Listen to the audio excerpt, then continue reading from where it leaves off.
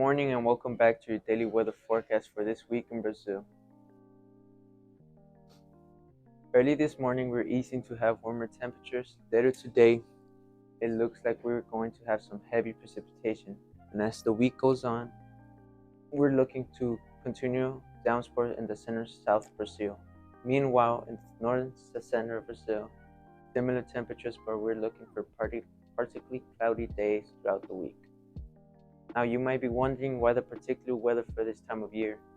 Well, today we have a special guest on air explaining the phenomenon we call El Niño. To you, Isaiah. Thanks, Abdil. Good morning, Dr. Wynn. Good morning. So tell us about El Niño. How does it happen? For starters, let's talk about normal conditions. Here's a visual representation. Here, the warm water from the coastal regions of South America is transferred across the Pacific Ocean into the coastal waters of Australia and Indonesia. What's happening here is upwelling, which is this little blue area right here that's occurring. This upwelling is when cold, oxygen-rich, nutrient-rich water is moved out from underneath the deep ocean and replaces the warm water that is moved along the Pacific. If normal conditions were occurring, then we would have the lovely weather that we're so used to. Now, you might have noticed the warmer temperatures and increased downpour in northern and southeastern Brazil. This is because of El Niño. El Niño, here's another visual example, is when the trade winds are blowing the opposite direction than in normal conditions.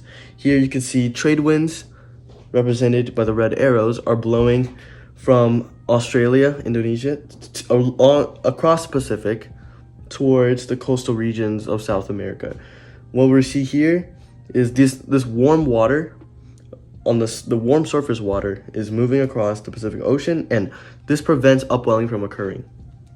Okay, so can you tell us about how El Niño affects our country's climate? Gladly. Since El Niño does not allow upwelling to occur, the ocean surface warms the atmosphere, causing moisture-rich air to rise up, and this develops into rain clouds, or what we know as rain. And another important thing to note is, here's another visual representation. These are subtropical jet streams, right? And what's happening here is the jet stream is diverted southbound by several thousand kilometers, right? This causes more wet and humid climates down here in southern Brazil.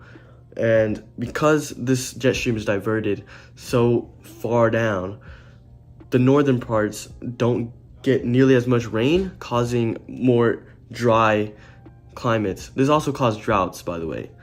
Overall, the temperature in most regions of Brazil are staying on a consistent high throughout the year. Interesting. If you don't mind, can you tell us how El Niño affects the global climate? Of course. El Niño Southern Oscillation, as we call it, may lead to increased temperature of the Earth's surface. Here's another graphic for you. Right here, as you can see, near the equator, there's a lot of heat under normal conditions, right? It's a lot of heat in the northern section, and once we get to the mid-center, right here, it gets cooler and cooler. Then we reach southern Pacific and Antarctica, it gets much cooler. And on the left side here, right, during El Niño, more than half of Southern America is engulfed in just this heat wave. As you can see here, a lot of warm temperatures across the board, and the severity of the changes in temperature is completely dependent on how strong the El Niño is. On certain years, it may be different from others, and El Niño does contribute to global warming, right? I'd also like to add that it causes rainfall and moist conditions into areas such as the US, particularly the southern region, because this region is in range of the jet stream that is shifted because of El Niño as well. And not only that, but also causes droughts and drier conditions in regions such as Australia and Indonesia, because in these regions, the normal patterns of tropical precipitation and the atmospheric circulation are disrupted, making it so that rainfall and the usual downpour that these countries get are not the same. And yeah, that'll be it.